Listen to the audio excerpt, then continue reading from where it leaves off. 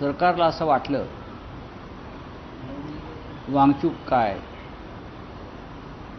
किंवा अभिजित दिपके काय यांना आम्ही किड्या मुंग्यासारखे चिरडून टाकू, पण ही झुरळं जी आहेत ही झुरळं फार खंबीर निघालेली आहेत आणि संपूर्ण देशातून झुरळं बाहेर पडली आहेत आणि झुरळांना पाठिंबा मिळतो आहे. हे सरकार लोकशाहीवादी अजिबात नाही. लोकशाहीवादी असतं तर या झुरळांना घाबरून त्यांनी मोर्चाची परवानगी नाकारली नसती. सोनम वांगचूक यांना जोर जबरदस्तीनं सफेद पडदे लावून उचलून इस्पितळात नेलं नसतं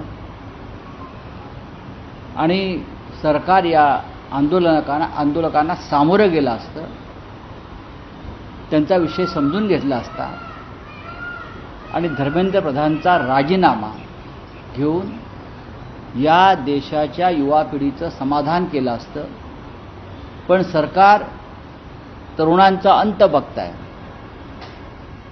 तरुणांच्या बाबतीमध्ये जी कठोर भूमिका घेतलेली आहे ती अत्यंत चिंताजनक आहे. हजारो लाखो तरुण जंतर मंतरला जमलेले आहेत, सरकारच्या विरुद्ध घोषणा देत आहेत. सरकारच्या हातात असतं तर या हजारो तरुणांच्या मागे त्यांनी ईडी लावली असते. मी तर असं आवाहन केलेलं आहे आत्ता मगाशी, संसदेवर मोर्चा नेता येत नसेल तर या मोर्चाचा मार्ग ईडी हेडक्वार्टरच्या दिशेने न्यावा. या देशाच्या बर्बादीमध्ये या ईडीचा सगळ्यात मोठा हातभार आहे. देशविरोधी कारवायांमध्ये ईडी सहभागी आहे. त्याच्यामुळे संसदेबरोबर या ज्या गुलाम झालेल्या संस्था आहेत, मग सुप्रीम कोर्ट असेल, ईडी असेल, त्यांच्या दिशेनं सुद्धा हा मोर्चा नेला पाहिजे. तुम्ही सुप्रीम कोर्टाला गुलाम म्हणताय? होय. सुप्रीम कोर्ट जर गुलाम नसतं तर राष्ट्रहिताचे निर्णय दिले असते आणि संविधानानुसार या देशातले निर्णय झाले असते. तुम्हाला कंटेम्पची भीती वाटत नाही? मला अजिबात भीती वाटत नाही. कंटेम कशा करता?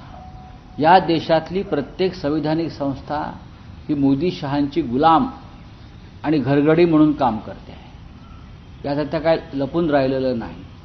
तसं असतं तर जर सोनम वांगचूक यांच्या उपोषणाची दखल घेऊन त्यांना इस्पितळात घेऊन जा हे जर सांगू शकतात सुप्रीम कोर्टचे किंवा हायकोर्टाचे लोक, तर मग सरकारलाही ते निर्देश देऊ शकतात, या मुलांचं म्हणणं ऐकून घ्या आणि त्यांचं समाधान करा आणि मग हे उपोषण सोडतील.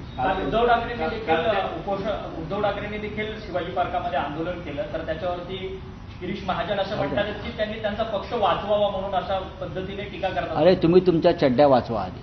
लोक रस्त्यावर उतरले झुरळं, बरं का, तुमच्या हाफ चड्डी शिरतील. बरं, हे अंधभक्ताच्या पलीकडली ही स्टेज आहे. हे जी तुम्ही याची नावं घेताय ना, ही अंधभक्ताच्या पुढली स्टेज आहे. देशात काय चाललं आहे? हजारो तरुण रस्त्यावरती उतरले आहेत. नागपूरमध्ये हजारो तरुण उतरले आहेत. पुण्यामध्ये झालं आहे. महाराष्ट्रात ठिकठिकाणी होत आहे. काल शिवाजी पार्कला हजारो तरुण रस्त्यावरती उतरले. तुम्ही काय त्यांची चेष्टा करताय? इथे राजकारण कसलं आणताय? तुम्ही वाचवा स्वतःला. लोक रस्त्यावर तुम्हाला कपडे काढून मारतील अशा प्रकारचं वातावरण या महाराष्ट्रात आणि देशात सुरू आहे. मिस्टर गिरीश महाजन सगळ्यात करप्ट माणूस या महाराष्ट्रातला, सगळ्यात करप्ट, आणि झुरळं त्याच्या मागे आता लागणार आहेत. तर काल सोनम वांगचूक यांच्या पतीने दिल्ली उच्च न्यायालयामध्ये अपील केलं होतं. त्यांच्या पतीचे उपचार हे खासगी रुग्णालयात करावे. बघा, ते त्यांचं अपील फेटाळलेलं आहे. त्याच्यावरती आता फार चर्चा न केलेली बरी. ठीक आहे, हिंदीमध्ये सुप्रीम कोर्ट तुम्ही म्हणताय ज्या पद्धतीने गुलाम पद्धतीने वागताय, तुमचे 6 खासदार देखील खरं तर एकनाथ शिंदेकडे गेलेत. त्यांच्या खरं तर गटाला आता मान्यता देण्यात आली आहे संसद. नाही, लोकसभेचे अध्यक्ष असतील, राज्यसभेचे सभापती असतील, सुप्रीम कोर्ट असेल, ईडी सीबीआय सारख्या संस्था असतील, राज्यपाल असतील, निवडणूक आयोग असतील, हे सगळे सत्ताधारी पक्ष खास करून मोदी शहांचे गुलाम झालेले आहेत. आणि म्हणूनच जंतर मंतरला जे एक प्रचंड आंदोलन सुरू आहे हे या गुलामगिरीच्या बेड्यात तोडण्यासाठी आहे. पण आजपासून पावसाळी अधिवेशन सुरू होते. विरोधी पक्षांची काल बैठक पार पडलेली आहे. सर्वपक्षीय बैठकीला देखील बैठक झाली. काय नक्की अजेंडा असणार आहे? आता पुन्हा 10 वाजता मीटिंग आहे. मी त्या मीटिंगला निघालोय. ती मीटिंग संपल्यावरती आम्ही निर्णय घेऊ जंतर मंतरवर जाण्याचा. काल ऑल पार्टी मीटिंग संपली, त्याच्यानंतर सुप्रिया सुळे ज्यावेळेस बाहेर पडल्या त्यावेळेस त्यांनी राजनाथ सिंगांच्या पाया पडल्या. खरं तर सातत्यानं राष्ट्रवादी काँग्रेस शरदचंद्र पवारांच्या पक्षाचा डिलिमिटेशनवरचा स्टँड जो आहे तो कुठेतरी धुसर होताना पाहायला मिळतोय का? गेल्या आणि मला असं आहे की हा त्यांची पक्षाची भूमिका असेल वाकण्याची, आमची नाही. बोलिए. सर, संसद मार्च जो है पुलिस दिल्ली पुलिस अलाउ नहीं करेगी, हर जगह बैरिकेडिंग कर रखी है, किस तरीके से देखते हैं आप? पुलिस, सरकार, खास करके प्रधानमंत्री और गृह मंत्री जी 56 इंच की सीना वाले लोग ये बच्चों से डर गए हैं. ये बच्चों से पूरी तरह से डर गए हैं, हताश हैं. उनको समझ में नहीं आया कि क्या होने जा रहा है और क्या होगा और आगे क्या होने वाला है. ये जो कॉकरोच जनता पार्टी है उनको लगा कीड़े मकोड़े की तरह हम उनको खत्म कर देंगे, लेकिन नहीं. ये कॉकरोच जंतर मंतर पर हजारों की लाखों की तादाद में आज है. पूरे देश में बड़े बड़े शहरों में इस आंदोलन का समर्थन हो रहा है. कल मुंबई में सबसे बड़ा आंदोलन हो गया है शिवाजी पार्क में. उद्धव ठाकरे जी, आदित्य ठाकरे जी, हम सब लोग हजारों लोग थे, बच्चे थे, स्टूडेंट थे. पुणे में हो गया, महाराष्ट्र में, नागपुर में हो गया है. हाँ, और हर जगह पर हो रहा है. आप क्या करोगे? आप इतने जो लाखों लोग बाहर आ रहे हैं उनके ऊपर आप ईडी लगाओगे या सीबीआई पीछे, उनके पीछे सीबीआई लगाओगे? अगर सरकार के हाथ में होता तो जंतर मंतर पर बैठे हुए हर व्यक्ति के अगेंस्ट वो ईडी की कार्रवाई करते, लेकिन अब मुमकिन नहीं है. मैं तो ये कहूँगा, अगर संसद मार्ग के ऊपर हमको मोर्चा की परमिशन नहीं मिल रही है तो ये ईडी हेडक्वार्टर और सुप्रीम कोर्ट की तरफ ये मोर्चा जाना चाहिए. ये दोनों संस्थाओं ने देश का बहुत बड़ा नुकसान किया है. हाँ, राष्ट्र का नुकसान किया है. सर, दिल्ली हाईकोर्ट ने तो ये बोला है कि आर्बिट्रेरली नहीं उठाया गया है और नहीं, ठीक है. आप न्यायालय की बात न्यायालय के पास रहने दो.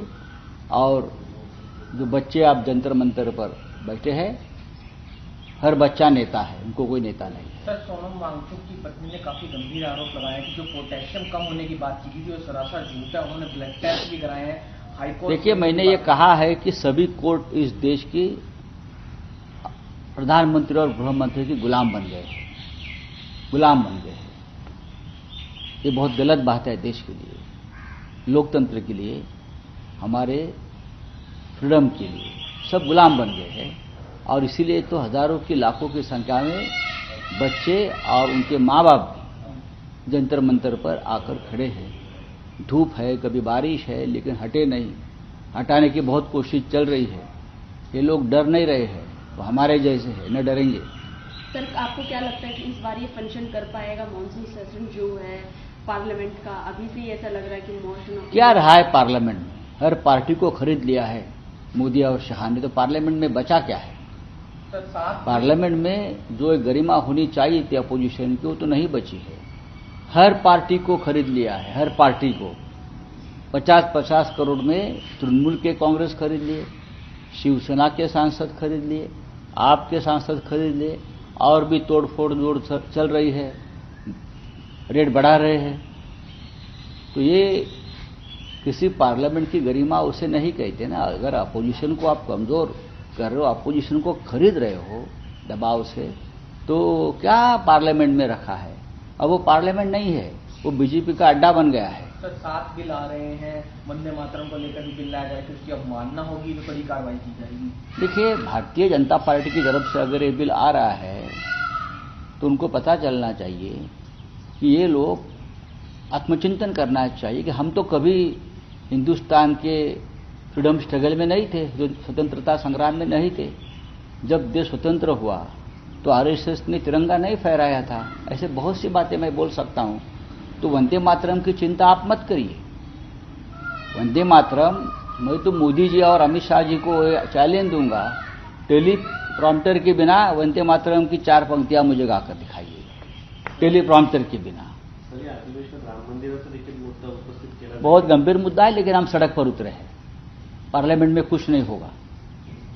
हम महाराष्ट्र में आपने देखा होगा, नागपुर में कितना बड़ा हमारा सम्मेलन हो गया राम मंदिर लूट के खिलाफ, मुंबई में हो गया, अब हम और भी शहरों में, पुणे में कर रहे हैं, जळगाव, हजारों की संख्या में लोग राम मंदिर के दान चोरी के खिलाफ सड़क पर उतर रहे हैं। ये होता।